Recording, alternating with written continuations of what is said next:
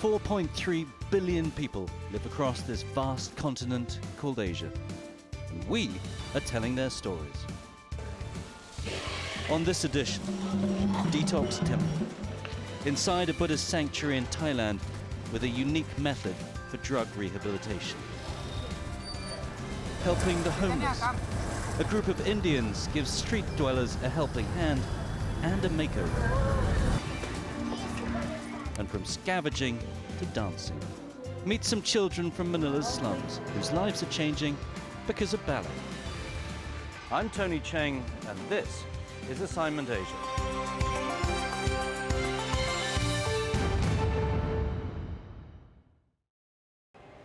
Welcome to the show. On this episode, we'll be telling you stories of hope and transformation. We begin in Thailand, where people addicted to drugs, drink, and other vices are undergoing transformation in a Buddhist temple. I traveled to Wat Tham Krabok, hundreds of kilometers to the northeast of Bangkok, and witnessed its unusual way of detoxifying and transforming its patients. Set deep in the hills of central Thailand, an isolated Buddhist sanctuary. A unique order of forest monks with an expert knowledge of the plants and herbs in the jungles they roam. The temple is now a center of global renown, with a controversial treatment that claims to be effective in treating addiction. But the monks also have a weapon, a potion brewed from a secret recipe, with the power to purge. It's horrible. Worst thing ever, man.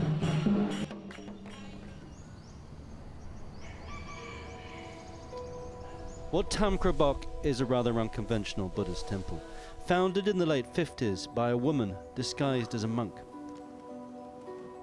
The Thai government had just banned opium dens at the time. Thousands of addicts were left suffering from withdrawal. The abbot, known as Luang Por, devised a treatment using herbal remedies, rehabilitating the patient's minds as well as bodies. หลวงพ่อท่านก็เลยทำสูตรยาขึ้นมาเพื่อที่จะรักษาเขาซึ่งจริงๆแล้วพื้นเพทางครอบครัวหลวงพ่อเนี่ยก็จะมีสืบทอดกันมาทางด้านสมุนไพรอยู่แล้วนะใช่ไหมพอมาเริ่มทำการรักษาขึ้นมาก็โดยจริงๆแล้วใช้ยาเนี่ยแค่ 20% เท่านั้นเองนะส่วน 80% เนี่ยหลวงพ่อจะเน้นเรื่องของใจคือให้ถือสัจจะเลิกให้ได้ Since then, more than 100,000 addicts have taken that holy vow, with what the monastery claims are astonishing success rates. แล้วก็ตอนนี้มีมหาวิทยาลัย2 แห่งก็ทำการวิจัยแล้วก็ออกผลมาแล้วว่า 90% ใน1 ปีเนี่ยผู้ป่วยไม่กลับไปติดอีกนะ Those figures are hard to confirm, but the monastery has gained popularity because of a string of celebrity patients at home and increasingly from abroad. The rehab program is open to all, Thais and foreigners alike. Although patients have to meet the basic costs of food and lodging, the rest is free. 2 of the overseas patients are Lucas from Germany and Ricky from the UK. They're halfway through their treatment for drug addiction and are now well practiced in the temple's daily routine. They're on a work detail, painting Buddha statues that the temple sells to generate revenue. It may be a strange job for a couple of Europeans, but it gets them back to work. I think it's good that it's not so strict in here, and they don't say you have to believe in Buddha or you have to believe in that or that. Ricky has been using hard drugs since his early teens, mainly heroin. Now in his mid-20s and after a prison term, the temple is his last chance to get clean. It's horrible, you know, but as bad as I knew it was, I needed the drugs, you know. So many times I went for help, back home 12 steps and stuff, but it's no good. After several weeks in the program, Ricky feels he's now turned the corner. The first couple of days people feel bad, you know, I felt bad, but yeah, it's really good, you know. I would recommend to anyone. Every day late in the afternoon, all the patients gather in one place. The veterans sit around the edge, chanting encouragement to the beat of a drum. Those who've been in the program less than 2 weeks line up along a drain that runs through the courtyard. By their side is a bucket of water and a cup. The monks work their way down the line. Each patient is given a shot glass of a thick, dark liquid, the secret detoxification potion. People say just hold your nose and drink it, but I don't know. I've been drinking it. It hasn't done me any harm. Sometimes it's strong, or it's not something anything like I drink back home, you know. It has an almost instantaneous effect.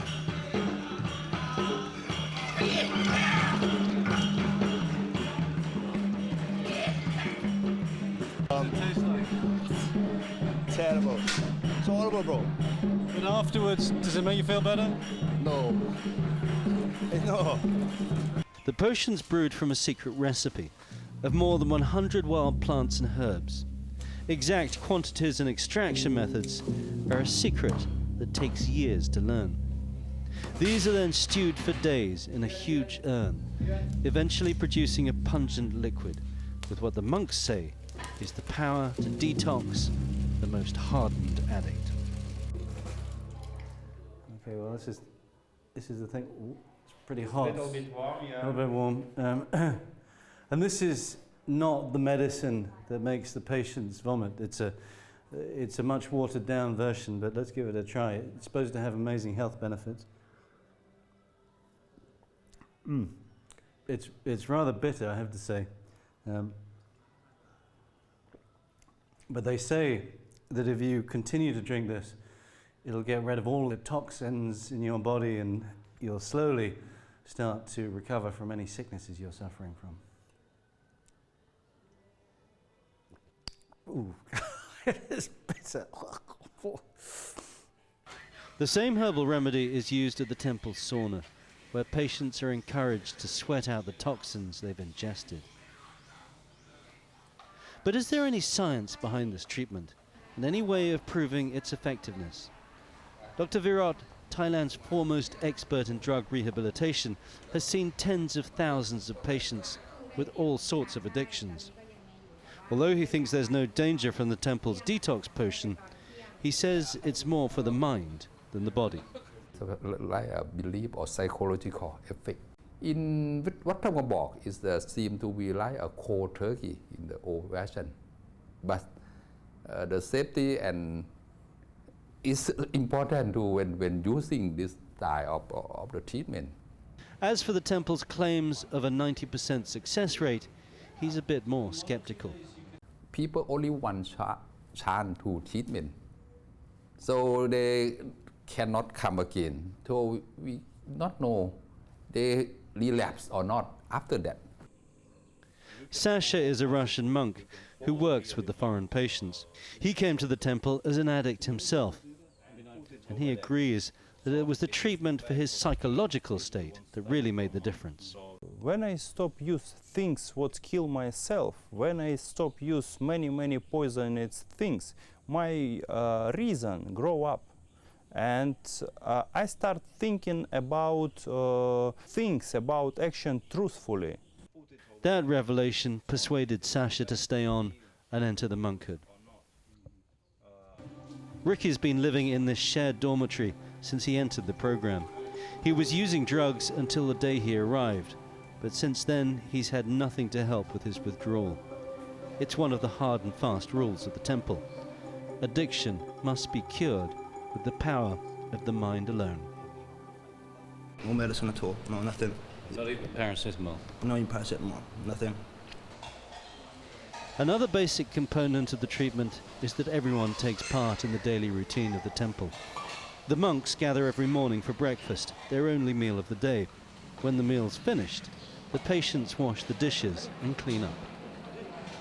When I was on drugs, I used to do nothing, you know, it's everything I wanted to do. I was lazy and was thinking, oh no, make it later. And so you learn how to get a routine, a daily routine in your life. It may not seem like much, but for these addicts, it's the first step on the road to normality. Getting people clean in a remote setting is one thing, but what about the temptation of the outside world? For many reformed addicts, this is where the real danger of relapse lies. Ricky thinks the temple's given him the strength to clean up, so that when that moment comes, he can resist. Before I'd say no, you know what I mean? I could even see myself if I go back home or something, I'd go back in the same thing. But now I'm stronger, you know? The longer I stay here, the stronger I got. เราคิดว่าเราทำให้เขาเป็นที่พึ่งของเขาได้ไงเขาเลิกไปแล้วเขาเป็นที่พึ่งของเขาได้เขาหายสิ่งที่สำคัญที่สุดคือเราทุ่มเทเรารักษาเขาฟรีไม่ได้คิดค่าใช้จ่ายใดๆ The temple has just one basic rule. Patients can go through the program only once. If they do relapse, then they must seek help elsewhere. For most patients who've traveled down the difficult path of addiction, however, this is already the end of the road. The monks running the rehabilitation program say that they can only do 5% of the work. The rest has to come from the patients themselves as they struggle to free themselves from addiction. Next on Assignment Asia, get to know some young professionals and students in India who are trying to make life better for the homeless.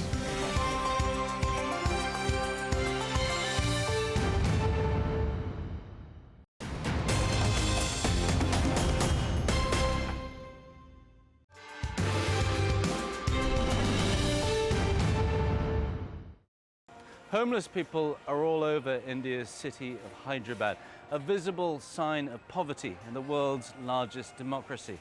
But instead of alms, a group of volunteers have decided to offer them a physical makeover instead, offering free services like a bath and a haircut.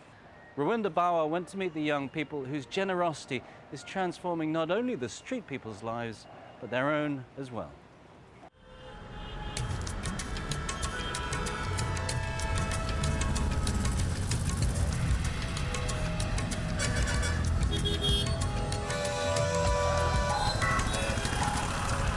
Every Sunday on the busy streets of Hyderabad, members of Youngistan India scout for their target. They call themselves the Transformers. And their search is on until they find what they are looking for. Yadgiri is a homeless beggar who has not bathed for a long time. He's been living on the streets for 3 years and says he was deserted by his family when he lost most of his eyesight.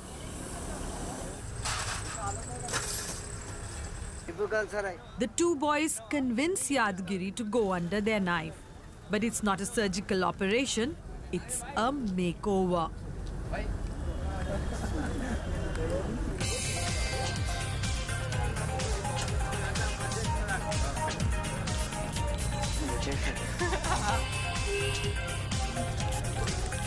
The tools are out and the stage is set.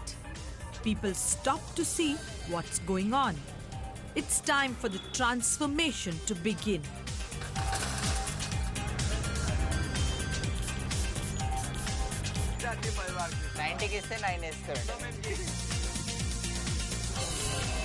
Yadgiri is trimmed and shaved, and then he gets ready for a bath arranged by the boys.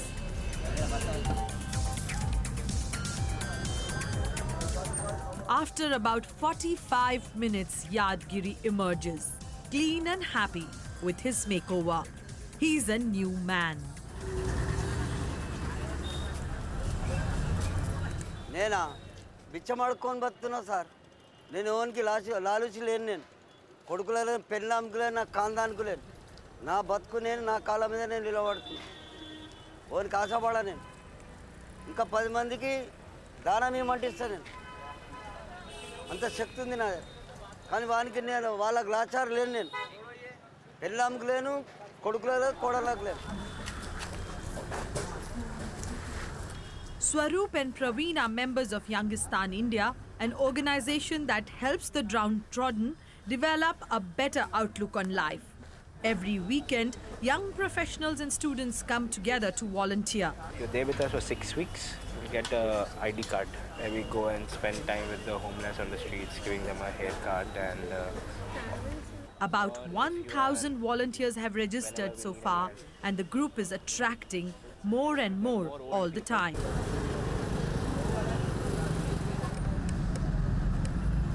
Ravinder survives on one meal a day. मेरी गर्मी का तो अभी खुजाना होता है, बाल बड़ा हो जाता है ना तो खुजाना होता है। अभी शेविंग कटाना चाहता हूँ, पैसा नहीं है तो क्या कटाएंगे? He rides for 2 hours on a train to Hyderabad every week to get a clean and free shave by the transformers.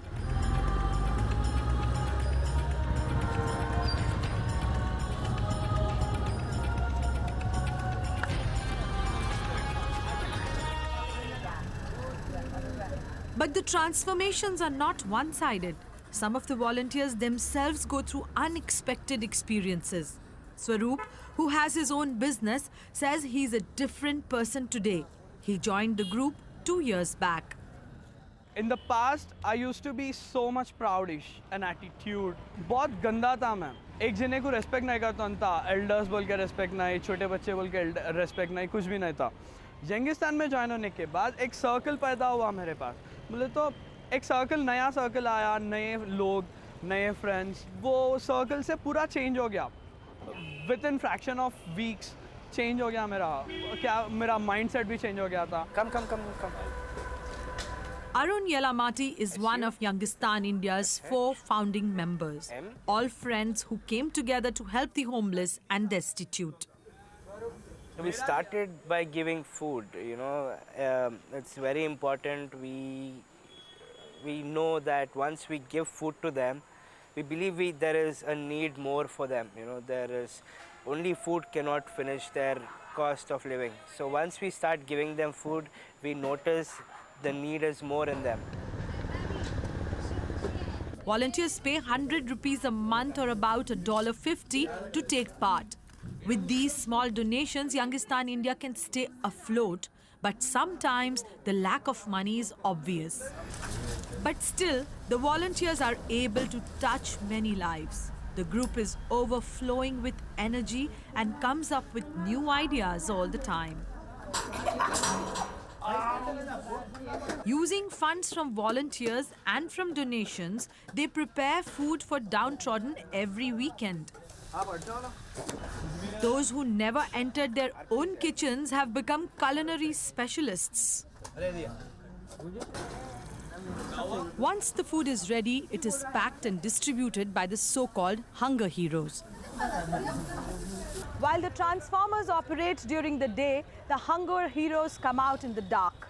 They are ready to roll on the roads as the sun sets with the food that they have cooked for the hungry to be fed so that they do not sleep hungry in the night. Distribution of cooked food goes on till late in the night.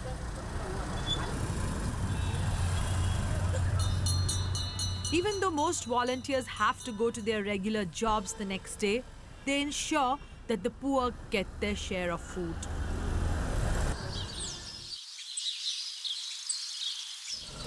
And as the sun rises, the city prepares for another day. Every morning on the same street where Yadgiri lives, people just like him are hoping for something good to come along and change their lives. But then reality hits again, and they are still in the state of destitution. That's when the volunteers of Youngistan India step in to make a difference in their lives. For Assignment Asia, I'm Ravinder Bawa in Hyderabad, India.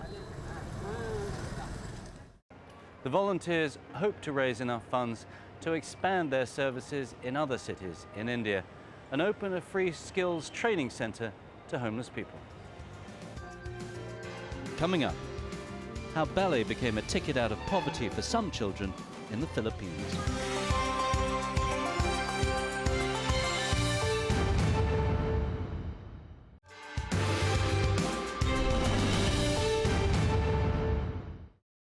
Ballet is traditionally considered to be an elite art form, but in the Philippines, it's becoming a vehicle for some poor children to get out of the slums. From Manila, Barnaby Lowe tells the story of 2 young children who are getting the chance for a better life through ballet.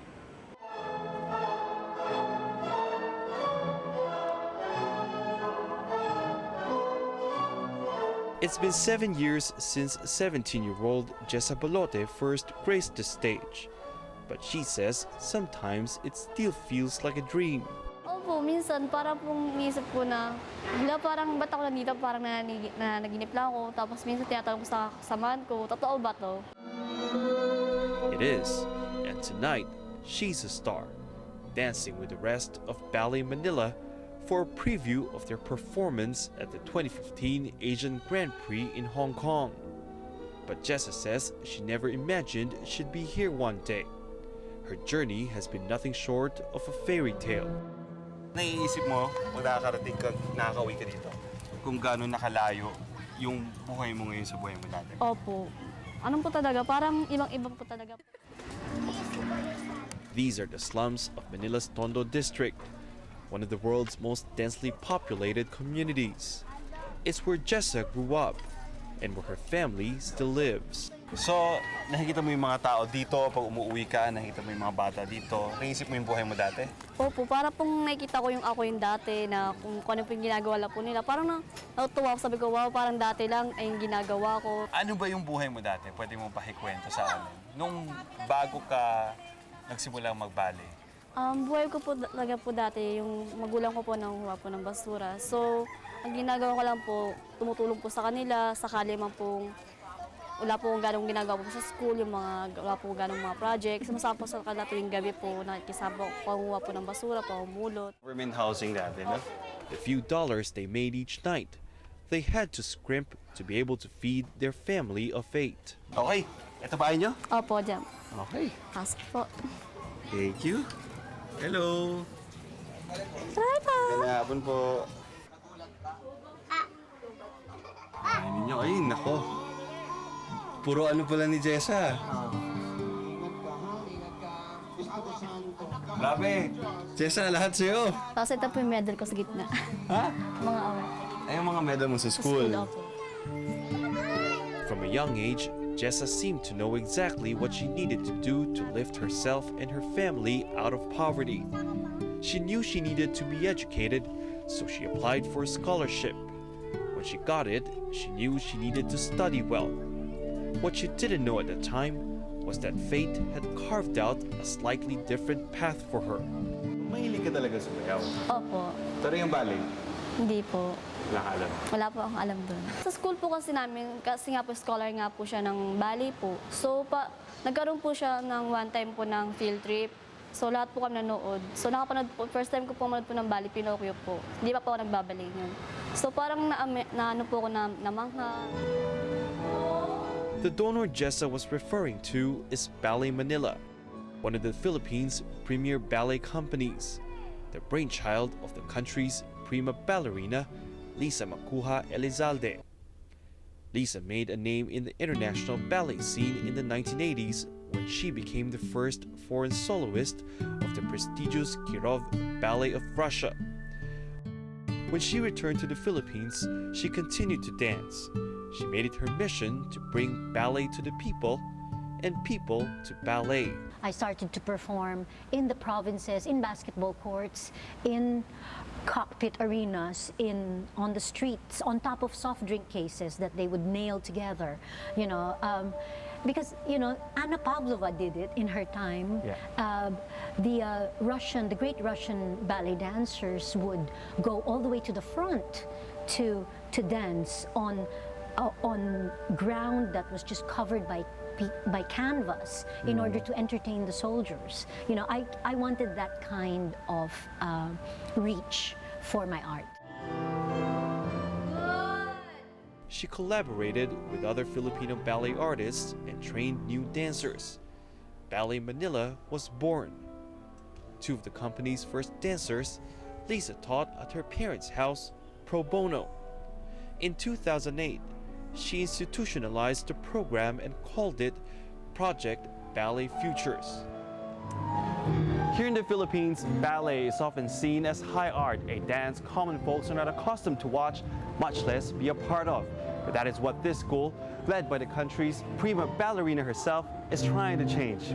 We added the benefits for the scholars. We started to give them nutritious meals, vitamins, milk, we gave them equipment, and we started getting them in at a younger age. We started getting them in at 8, 9, 10 years old. One of the first auditions was held at Jessa's school. Jessa didn't think she had what it takes to become a ballet dancer, but she tried anyway. Parang natakot ako, kinakabahan kasi parang hindi talaga sa akin yun. Kasi hindi ko talaga akalain na makakapasok ako. Kasi siguro din po nakapasok ko dahil sa grade ko po sa school. Mataas po mga marka ko. But Lisa saw promise in Jessa from the very beginning. Jessa was really unusual in the fact that she was a combination of talent, dedication, commitment, hard work, and she also had, of course, the body and the strength, the resistance, and the grit and determination to continue training and continue to progress in leaps and bounds.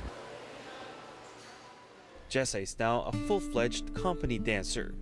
She gets paid performing in different cities around the world. Ballet Manila also lets her stay in this apartment for free, so most of what she earns goes to her family. Hindi ko po akalain na yung opportunity ko po nabibigyan po ng sa pagsasayaw po, ayun po, mas nakakatulong po sa pamilya ko. Sa pang-araw-araw po na pagsasayaw ko po ng ballet, nabibigyan ko po sila ng tulong po kahit po paano. So hindi ko po akalain na sa edad ko po ngayon po na nakakatulong po sa pamilya ko, parang masaya po lahat po na ibibigay ko po sa kanila. Yung mga hindi ko po dapat pong gawin, nagagawa ko na po. Many have since followed in Jessa's footsteps, including 13-year-old Brian Sevilla. Like Jessa, he was handpicked from a school audition. Hindi ko po alam na ballet po pala yung in-audition ko dati. Akala ko po sayaw-sayaw lang. Tapos nalaman ko po na ballet pala yung audition, kaya na-shock po ako kasi parang ang hirap po maging ballet. Pero tinuloy mo na rin? Opo. Bakit? Kasi dati po parang na-amaze po ako pag minakita pong mga ballet dancer kasi parang ang gagaling po ng mga ginagawa nilang tricks. Parang gusto ko rin po maranasan yun. Brian hasn't looked back since. He juggles school and ballet rehearsals and occasionally gets to travel for competitions and shows. May time na sumusuko ka ng mag-ballet? Opo. Bakit? Kasi po parang nahihirapan na po ako sa mga schedule ko, tapos yung mga ballet dance na ginagawa ko po. So parang minsan po nag-give up po ako. Pero parang ginugulo lang po ako ng mama ko para po hindi po ako umayaw sa ballet kasi isa rin po ito makakatulong para sa kinabukasan ko po. Lisa says talents like them give hope to the future of ballet in the Philippines. We are babies compared to, say, Russia, where the art is more than 300 years old. So, yeah, we have a lot of catching up to do, but I think we're already doing it one day at a time, one step at a time. Both Jessa and Brian plan to make a career out of ballet, one that may not end up as legendary as their mentor, Lisa Macuja's, but one that could pave the way for more Filipino talents to dance their way out of poverty. For Simon Asia, I'm Barnaby Lowe in Manila. Jessa and Brian both received citations at the 2015 Asian Grand Prix International Ballet Competition in Hong Kong. And Ballet Manila continues to receive donations to support and shape the future of scholars like them. You can learn more about this and all the other stories on today's program at our website, www.assignment-asia.com. That's all the time we have for this week. I'm Tony Cheng. Thanks for watching, and join us again on Assignment Asia. Share your thoughts and contribute story ideas for future shows by contacting us on social media.